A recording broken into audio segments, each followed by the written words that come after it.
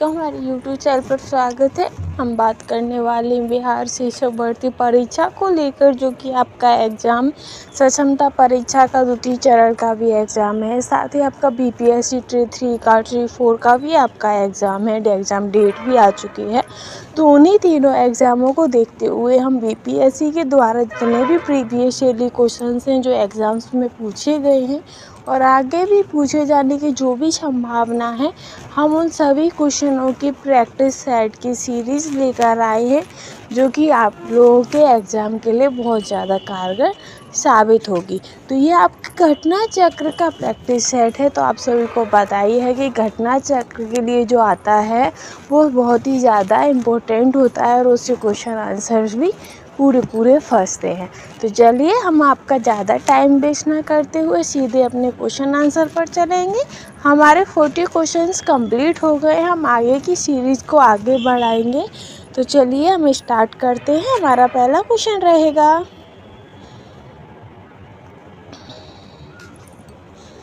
Next question है कि किस अभिलेख में रुद्रदामन प्रथम की विभिन्न उपलब्धियां वर्णित हैं। तो वह कौन सा अभिलेख है जिसमें रुद्रदामन प्रथम की जो उपलब्धियां हैं वो वर्णित है।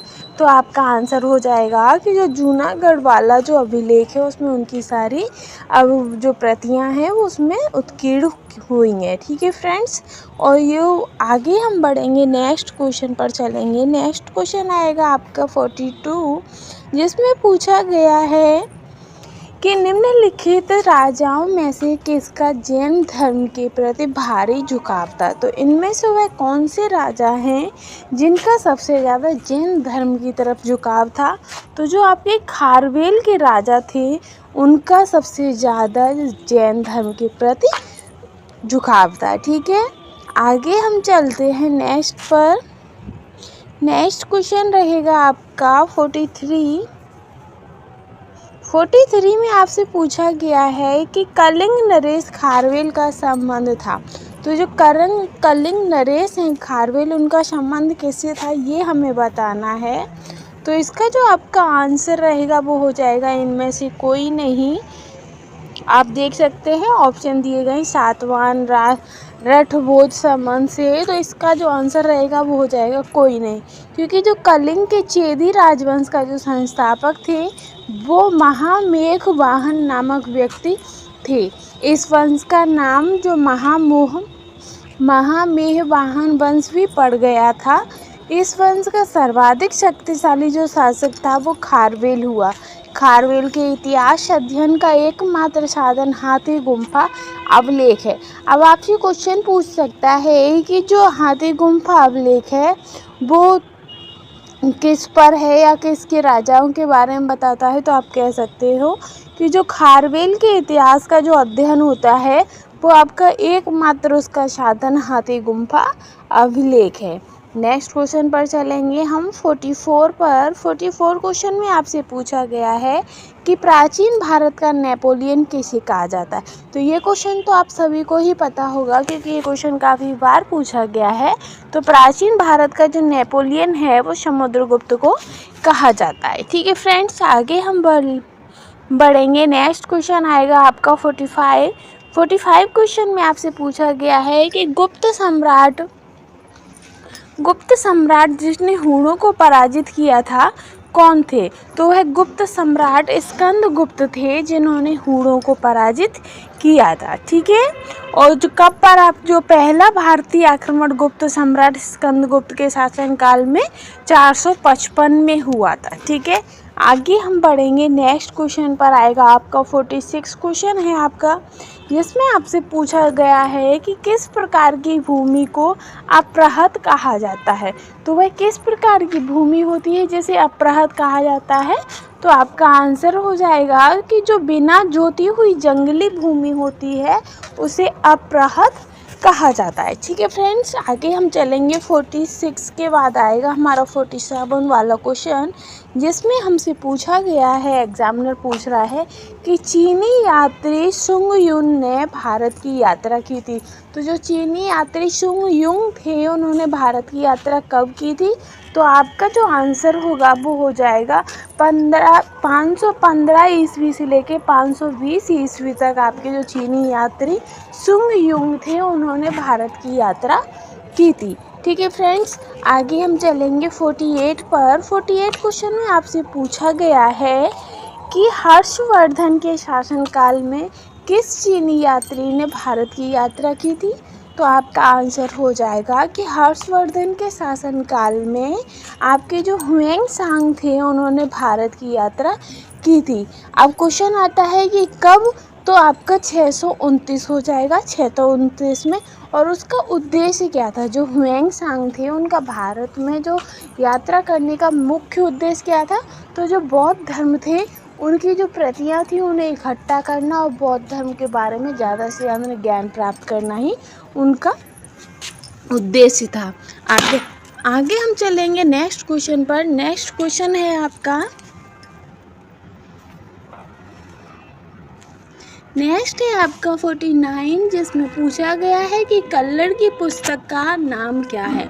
तो कल्लड़ की पुस्तक का नाम क्या है? तो आपका आंसर हो जाएगा राजतरंगिणी। ठीक है, और इसका जो राजतरंगिणी पुस्तक का जो लिखी गई थी, ग्रंथ का जो रचना हुई थी, तो वो कब से कब तक? तो आपका आंसर हो जाएगा 1127 से लेके 1157 तक इसका रचना हुई थी। अब आपसे पूछ सकता है कि राजतरंगिणी में किसका इतिहास लिखा है? तो आपका आंसर हो जाएगा कि कल्लड़ की पुस्तक जो राजतरंगिणी है उसमें कश्मीर के बारे में बताया गया है या कश्मीर का इतिहास दिया गया है। ठीक है, आगे आपका आएगा क्वेश्चन नेक्स्ट 50वां क्वेश्चन है आपका कि औदंतपुर शिक्षा केंद्र निम्न में से किस राज्य में अवस्थित है? तो औदंतपुर शिक्षा केंद्र है वो कहाँ पर अवस्थित है?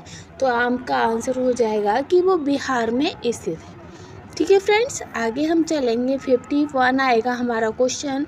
51 में हमसे पूछा गया है कि कर्नाट वंश का संस्थापक कौन था? तो कर्नाट वंश का संस्थापक कौन था? तो आपका आंसर हो जाएगा कि जो न्यायदेव थे वो कर्नाट वंश के शासक थे और ये महान योद्धा थे। ठीक है, आगे हम चलेंगे नेक्स्ट क्वेश्चन है फ्रेंड्स आपका 52 कि कर्नाट वंश का अंतिम शासक कौन था? तो कर्नाट वंश का जो अंतिम शासक था वो हरसिंह था। कौन थे? हरसिंह थे। ठीक है, और जो ये हरसिंह थे वो बहुत ही बड़े कला और साहित्य के महान संरक्षक थे। साथ ही इन्होंने पंजी व्यवस्था की शुरुआत की थी। किसकी? पंजी व्यवस्था की शुरुआत की थी आपके कर्नाट वंश के जो अंतिम शासक थे आपके हरसिंह, उन्होंने। ठीक है, आगे है आपका 53 जिसमें पूछा गया है कि किस काल में अछूत की अवधारणा स्पष्ट रूप से उद्धृत हुई थी? तो वह कौन सा काल था? तो वह आपका धर्मशास्त्र के समय का जो काल था उसमें अछूत की अवधारणा स्पष्ट रूप से हो गई थी, जिसमें 4 वर्णों जैसे कि ब्राह्मण, क्षत्रिय, वैश्य, शूद्र अनेक जातियाँ उसमें निकाल आई थी। ठीक है, आगे हम चलेंगे नेक्स्ट क्वेश्चन है आपका 54 क्वेश्चन में आपसे पूछा गया है कि कनिष्क के शासनकाल में बौद्ध सभा किस नगर में आयोजित की गई थी? तो कनिष्क के शासनकाल में बौद्ध सभा कहाँ हुई थी? तो वो आपकी कश्मीर में हुई थी। ठीक है, और कौन सी थी? ये चौथी थी। कौन सी? चौथी बौद्ध सभा थी जो कि कश्मीर में हुई थी और ये अंतिम भी थी। और ये कनिष्क के कुषाण शासक जो कनिष्क थे उनके शासनकाल में हुई थी। और कहाँ पर? तो कुंडल वन में हुई थी। कहाँ पर हुई थी? कुंडल वन में हुई थी। ठीक है, और इसकी अध्यक्षता किसने की थी? तो आपका आंसर हो जाएगा जो वसुमित्र थे उन्होंने इसकी अध्यक्षता की थी। ठीक है, आगे हम चलेंगे। अब क्वेश्चन आएगा आपका 55 आएगा जिसमें आपसे पूछा गया है कि प्रथम बौद्ध संगीत के अध्यक्ष कौन थे? तो प्रथम के कौन थे? तो आपका आंसर हो जाएगा महाकश्यप। ठीक है, आगे हम चलेंगे 56 पर। 56 क्वेश्चन में आपसे पूछा गया है कि भगवान बुद्ध के महापरिनिर्वाण के बाद पहली बौद्ध संगति हुई थी।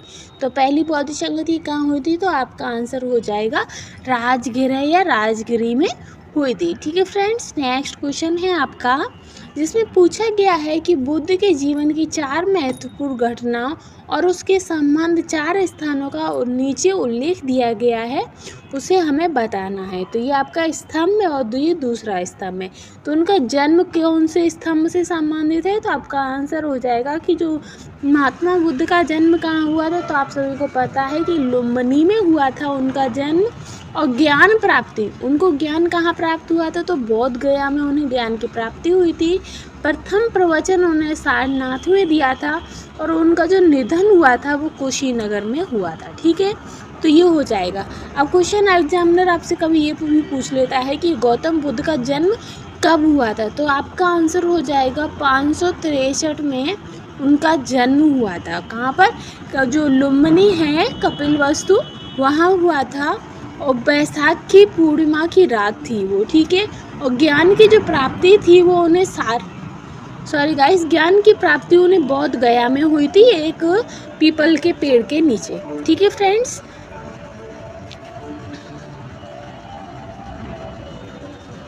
नेक्स्ट क्वेश्चन हमारा 58, जिसमें पूछा गया है कि बौद्ध गया में किसे ज्ञान की प्राप्ति हुई थी। तो आप सभी को पता ही है कि बौद्ध गया में गौतम बुद्ध को ज्ञान की प्राप्ति हुई थी। ठीक है फ्रेंड्स, नेक्स्ट क्वेश्चन पर हम चलेंगे। नेक्स्ट क्वेश्चन आएगा आपका 59। तो 59 में एग्जामिनर आपसे पूछ रहा है कि बौद्ध गया में महाबोधि मंदिर बनाया गया है। तो बौद्ध गया में जो महाबोधि मंदिर है वो कहाँ बनाया गया है? तो वो गाइस जहाँ पर महात्मा बुद्ध को पीपल के पेड़ के नीचे जो आपका ज्ञान प्राप्त हुआ था, वहाँ पर महाबोधि मंदिर बनाया गया है। ठीक है, नेक्स्ट क्वेश्चन पर चलते हैं। नेक्स्ट है आपका लास्ट क्वेश्चन, 60 क्वेश्चन वाला क्वेश्चन है आपका, जिसमें पूछा गया है कि गौतम बुद्ध को एक देवता का स्थान किस राजा के युग में प्राप्त हुआ था। तो कनिष्क के शासनकाल में, जो कनिष्क का शासनकाल था, उसमें जो महात्मा बुद्ध थे उन्हें एक राजा का स्थान या एक देवता का स्थान प्राप्त हुआ था। और तभी जो चौथी आपकी बौद्ध संगति थी, उसी में ही इनके 2 पार्ट हो गए थे, एक हीनयान में और एक महायान में। ठीक है फ्रेंड्स, तो ये आपके मोस्ट इंपॉर्टेंट 20 क्वेश्चंस कंप्लीट हो गए हैं और ऐसी ही श्रृंखला हम आगे बढ़ाते रहेंगे। कल हम अपनी नेक्स्ट वीडियो में 61 से चलेंगे। तो ऐसे ही कंटेंट के लिए चैनल के साथ बने रहिएगा। Thanks for watching.